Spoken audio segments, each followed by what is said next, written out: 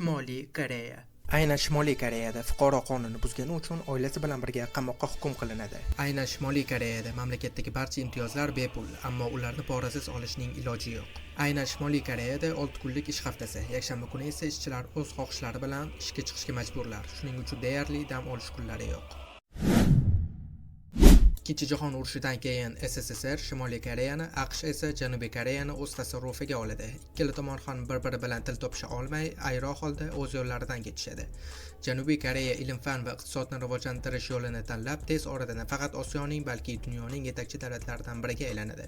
Shimoliy Koreya esa bor e'tiborini armiyasiga, qurollanishga va propagandaga qaratadi. 적불면이 신음이고 백두산식 대응 방식입니다. 워싱턴 지붕까지 불바다로 만들 것입니다.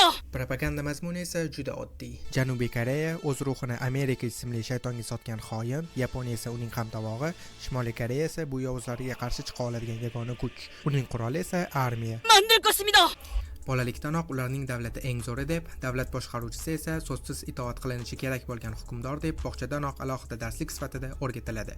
Yodlangan she'rlar va aytiladigan qo'shiqlar hammasi propagandadan iborat. Maktabda esa targ'ibotlar jiddiyroq tusga o'tadi. Propagandadan bo'sh paytlari o'quvchilarga asosan aniq fanlar va jismoniy tarbiyadan dars o'tiladi. Bundan tashqari Shimoliy Koreya ittifoqdoshlari bo'lgan Rossiya va Xitoy tillari maktab darsligidan joy olgan. O'quvchilar maktabni bitirishlari bilanoq ularni davlatning ajoyib sovg'asi, ya'ni 3 yillik majburiy harbiy xizmat kutib turadi. 3 yil juda katta muddat bo'lib ko'rinishi mumkin, lekin bu muddat juda oz, chunki 3 yillik armiya faqat qizlar uchun. Yigitlar uchun esa xizmat 5 yildan 12 yilgacha. Bekorga Shimoliy Koreya qurolli kuchlar soni bo'yicha mamlakatlar ro'yxatida 4-o'rinni egallamagan. Propagandaning asl ildizi esa ortiqcha vaznga ega bo'lgan yagona Shimoliy Koreya fuqarolari, ya'ni davlat hukmdorlariga borib taqaladi. Birinchisi, Shimoliy Koreyaning birinchi prezidenti sifatida davlat tarixidan joy olgan Kim Il Sen aynan hozirgi tizimning otasi hisoblanadi. Aynan Kim Il Sen davlat rahbarini, ya'ni o'zini ilohiylashtirishni boshlab bergan. U davlatni naqd 46 yil boshqarib, 1997-yil vafot etadi. U o'zini abadiy prezident deb e'lon qilganidan keyin u vafot etgach, uning o'g'li Kim Chen Ir prezident nomi bilan emas, balki davlat boshqaruvchisi nomi bilan hukumat tepasiga keladi. 2011-yil Kim Chen Ir yurak xurujidan vafot etadi. Uning tantanali motam marosimini internet tarmoqlarida ko'pchilik ko'rgan bo'lsa kerak. Motam marosimi qisman uyushtirilgan spektakl bo'lib, odamlar rolini yaxshi o'ynamagani uchun, ya'ni yetarli darajada yig'lamagani uchun motam tugagach jazoga hukm qilingan. Ayni paytdagi davlatning hozirgi prezidenti esa Kim Chen Irning o'rtancha farzandi Kim Chen In. Muallimlar bu uch baqaloqning avtobiografiyasini xuddi ertak qahramonlarining dunyoga kelishidek tasvirlashadi. Afsonaga qaraganda ular tug'ilgan payt vulqon otilib, ortidan kamalak chiqqan va osmonda yangi yulduz paydo bo'lgan ekan. Ulardan biri 4 oyligidanoq yurishni boshlagan bo'lsa, yana birining birinchi aytgan so'zi bu dada yoki oyi emas, balki Koreya mustaqilligi bo'lgan ekan. Ilohiylashtirish shu darajaga chiqqanki, Kim Il Senni millatning quyoshi deb atashadi. To'g'ri ma'noda quyoshning egasi deb bilishadi va quyosh sifatida tasvirlashadi. Kim Chen Ir o'ziga yulduz unvonini tanlagan bo'lsa, Kim Chen In hammasidan o'tib o'zini galaksiya egasi deb e'lon qiladi. Keyingi prezident Yer sayyorasini o'z nomiga rasmiylashtirgan bo'lsa ajab emas. Davlatning 3 milliy bayrami bu dohiylarning tug'ilgan kuni. Quyosh bayrami Kim Il Sen, yulduz bayrami Kim Chen Ir, galaksiya bayrami esa Kim Chen In. Ularning tug'ilgan kunida haykallari yoniga gul olib kelish joriy qilingan. Ularning haykallari va rasmlari deyarli hamma joyda bor. Tashqarida, ichkarida, avtobusda va katta ehtimol bilan hojatxonada ham. Ularning rasmi har bir xonadonda bo'lishi qonunan belgilab qo'yilgan. Bordi-yu uyda yong'in chiqadigan bo'lsa, birinchi bo'lib uy ichidagi odamlarni emas, balki dohiylarning buyuk portretlarini qutqarishadi. Ularni shunchalik ulug'lashganidan ular borgan zavod, fabrika va maktablarni kunini daqiqa va soniyasigacha yozib qo'yishgan va buyuk hukmdor qo'li bilan tegingan har bir jihozlar alohida muzeyda saqlanadi. Mamlakat ochlikdan qiynalayotgan bo'lsa ham, muhimi Kim Chen In sari taomlar bilan oziqlanadi. Uning 127 kilolik vaznidan ma'lumki, u ko'p ovqat yeyishni yaxshi ko'radi. Dohiyning sobiq oshpazi tasdiqladiki, Kim Chen Inning sevimli taomlari bu pishloqli steyk va baliq sho'rva. Davlatning eng boy qatlami tez-tez bo'lmasa ham vaqti bilan baliq yoki go'sht iste'mol qilib turadi. O'rtahol oilalarning qurbi yetadigan mahsulotlar bu guruch va sabzavotlar. Kambag'allar ozuqasi esa makka jo'xori. Lekin ochlikdan qiynalayotgan aholini hatto shunga ham puli yo'q. Shimoliy koreyalik odamning bo'yi Janubiy koreyaliknikiga qaraganda 7 sm ga past. Bunga sabab esa kam ovqatlanish. Yaqinda qabul qilingan yangi qaror sababli barcha chegaralar yopilib, import va oldi-sotdi faoliyatiga chek qo'yildi va bu qaror oziq-ovqat yetishmovchiligini yanada ko'paytirdi. Xo'sh, Shimoliy Koreya aholisining bunga munosabati qanday? Ular shu hayotidan rozimi? Albatta, ular juda baxtli va mingdan ming rozi bo'lishga majbur. Ularda boshqa imkon ham yo'q. Shimoliy Koreya haqida tayyorlangan hujjatli filmlarda fuqarolar hayotidan juda mamnun ekanini ko'rasiz. Buni ularning o'zlari ham faxr bilan tasdiqlashadi. Ular gapirayotgan gaplardan vatanparvarlik ruhi yuzlaridan bilinib turadi. Lekin asl vaziyatni ko'rish juda qiyin, chunki ular gapirayotgan har bir gap va berayotgan har bir bayonot nazorat ostida. U yerga borgan turistlar nojo'ya xatti-harakatlar qilmasliklari uchun ularga alohida mas'ul shaxslar biriktiriladi. Turistlar mahalliy aholi bilan gaplashishga yoki ularning suhbatini yozib olishga ruxsat yo'q. Ular faqat nazoratchilar belgilagan yo'nalish bo'yicha sayohat qilishi kerak. Mamlakatga faqat davlat ittifoqdoshlari bo'lmish Rossiya va Xitoy orqali turist sifatida kelish mumkin. Bu davlatga sayohatga kelgan bo'larmidingiz? Mamlakatda yuz berayotgan real hayotni asosan shu yerlarda bo'lgan turistlar va davlatdan qochishga muvaffaq bo'lgan qochqinlardan bilish mumkin. Mahalliy aholining yashash tarzi bir qarashda yaxshiga o'xshab ko'rinadi. Hech qanday soliqlarsiz tekin yashash joyi, bepul ta'lim va meditsina xizmati mavjud. Lekin shu tekin uy-joyga ega bo'lmoqchi bo'lgan odam avvalo tartib-intizomli, mehnatkash va 7 avlodidan jinoyatchi chiqmagan bo'lishi kerak.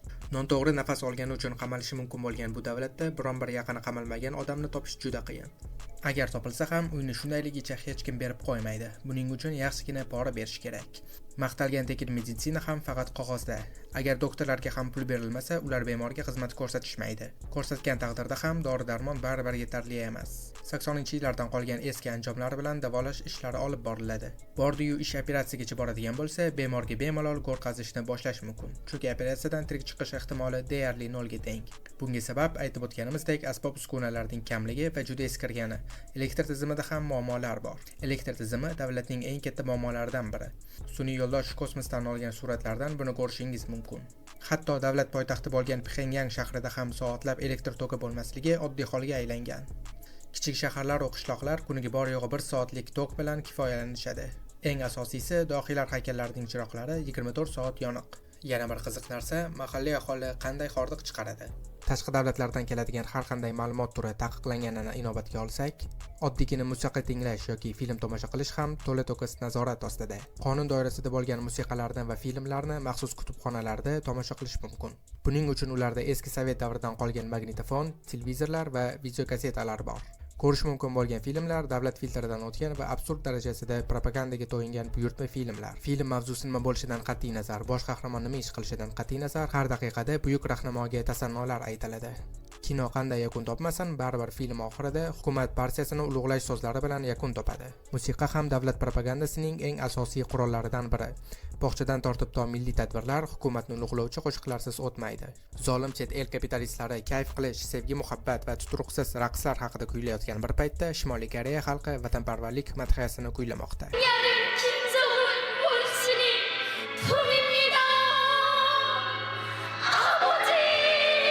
Bizning yoshlarimiz ma'nosiz qo'shiqlar yozib kattalardan takka eshitayotgan bir paytda sotsial davlatning qariyalari bolalarga urushga chorlovchi qo'shiqlarni o'rgatish bilan band. Global internet ham tabiiyki taqiq ostida. Uning o'rniga ichki yopiq internet tizimi joriy qilingan. U yerda ham istalgan narsani ko'ra olishmaydi. Faqatgina propagandaga asoslangan maqolalar, ilmiy-ma'rifiy ma'lumotlar va mahalliy yangiliklar. Yangiliklar esa taxminan shu ko'rinishda. Bugun Shimoliy Koreyada har doimgidek tinchlik, qolgan davlatlarda esa urush va qo'zg'olon davom etmoqda. Vatanni seving va unga xizmat qiling. Yashasin buyuk rahnamo. 만들 것입니다. Kompyuter va maishiy texnikalarni esa sanoqli odam xarid qilishga qodir. Davlatning elita qatlami va hukumatga yaqin bo'lgan boyvachchalarda mobil telefonlar ham va ochiq internet tarmog'i ham bor. Faqat bu qatlamdagi odamlarning soni juda kam. Televideniya kanallar soni atigi 3 ta va ular taxminan shunday ko'rinishda. 광명성 3호 2호기 위성 발사 성공. 광명성 3호 2호기 위성의 발사가 성공했습니다. Kanallarning asosiy mavzusi allaqachon tushungan bo'lsangiz kerak, propaganda va maddohlik dasturlari. Bir xil mavzudagi qo'shiqlar va zerikarli filmlardan va dohiyning buyukligi haqidagi yangiliklardan zerikkan aholi uchun qora bozor mavjud. Aynan shu yerda taqiqlangan, lekin juda qiziq bo'lgan chet el filmlaridan bahramand bo'lish mumkin. Qora bozor sotuvchilari sotadigan asosiy narsalar bu chet el filmlari, chet el qo'shiqlari va maqolalari. Tabiiyki, buni hammasi taqiqlangan, lekin zerikkan aholi hordiq chiqarish uchun hayotini xavf ostiga qo'yishga ham tayyor. Filmlar va musiqalarni asosan Xitoydan kontrabanda yo'li bilan mahalliy tadbirkorlar olib kelishadi. Kechki payt nazorat darajasi ancha pasayganidan keyin odamlar yig'ilib ertalabgacha film ko'rib chiqishadi. Savol tug'iladi. Shunchalar ko'p kamchiligi bo'lgan davlatning biron bir ustun tarafi bormi? Albatta bor. Misol uchun, dunyodagi eng katta stadion aynan Shimoliy Koreyada joylashgan. Bu davlatda tirbandlik va to'xtash joylari bilan bog'liq muammolar yo'q. Avtohalokat hodisalari darajasi rekord darajada past. Bunga sabab mashinalarning soni juda kam. Chunki o'rtahol fuqaro mashina sotib olish uchun yemay-ichmay 50 yil pul yig'ishi kerak. Sotilayotgan mashinalarning yoshi esa davlatdagi eng qari odamning yoshidan ham katta. Navbatdagi yaxshi ko'rsatkich bu havoning tozaligi, ayniqsa qo'shni Xitoyga nisbatan. Keyingi ustunligi bu uning tabiati. Tog'lar Shimoliy Koreyaning eng go'zal joylaridan biridir. Lekin bu turistlar bu manzaralarni ko'rish uchun emas, balki millat otasining saroyini ko'rishga intilishadi. Umuman olganda, turistlarni poytaxtdan tashqariga kamdan kam olib chiqishadi. Buning uchun ularda maxsus ruxsatnoma bo'lishi kerak. Ularga ko'rsatiladigan asosiy obyektlarning ro'yxati bor. Bir qarashda juda zamonaviyga o'xshagan shahardagi baland turar joy binolari aslida ichi bo'm-bo'sh maket. Bu davlatda tug'ilgan inson abadiy qullikka mahkum. Tug'ilishidan tortib to o'lgunigacha barcha xatti-harakatlari to'liq nazorat va shafqatsiz qonunlar asosiga qurilgan. Bordi-yu bu qonunlarni buzadigan bo'lsa, eng kamida abadiy qamoq yoki o'lim jazosiga hukm qilishadi. Normal qamoq tushunchasi ham bu yerda mutlaqo boshqacha. Shunchaki ozodlikdan mahrum qilish hukumat fikri bo'yicha yangi jazo bo'lgani uchun mahbuslar mehnat lagerlariga jo'natiladi. U yerdagi sharoit esa tasavvur qilib bo'lmas darajada og'ir. Mashaqqatli mehnat bilan kun o'tkazishsa-da, u yerda beriladigan kunlik ovqat bu chala pishgan guruch xolos. Mana shu ovqatni ham talashib, ko'plab mahbuslar hatto bir-birini o'ldirishgacha borishadi. Bu Shimoliy Koreya deb atalmish zindondan qutulishning birgina yo'li bor. U ham bo'lsa qochish. Qochish operatsiyasi juda murakkab jarayon bo'lgani uchun uncha-muncha odam bu yerdan qocha olmaydi. Qochishga muvaffaq bo'lgan Shimoliy Koreyaliklarning so'zlariga ko'ra, Shimoliy Koreyaning qora bozorlarida shunday xizmat mavjud. Fuqaro brokerga pul to'laydi va u mamlakatdan chiqib ketishni tashkillashtiradi. Mahalliy standartlarga ko'ra bu xizmat arzon emas.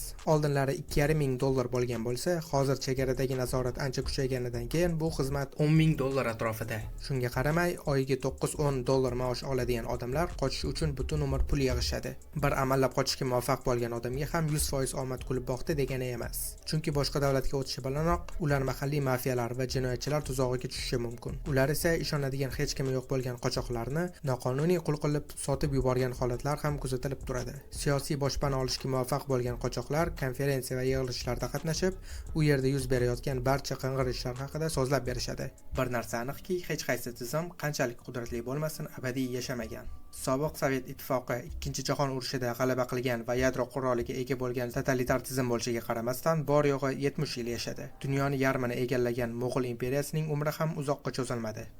Tarixdagi eng buyuk sivilizatsiya bo'lgan, ko'plab siyosiy revolyutsiyalar qilgan va Yevropa madaniyatining o'chog'i bo'lgan Rim imperiyasi ham baribir parchalandi. Bir kun kelib Shimoliy Koreyaning hozirgi diktaturasi ham so'nggi kunini ko'radi. O'sha kun kelganda esa xalq bu rahbarlarni hozirgidek qahramon deb emas, balki qonxo'r diktator nomi bilan tarixga muhrlashadi.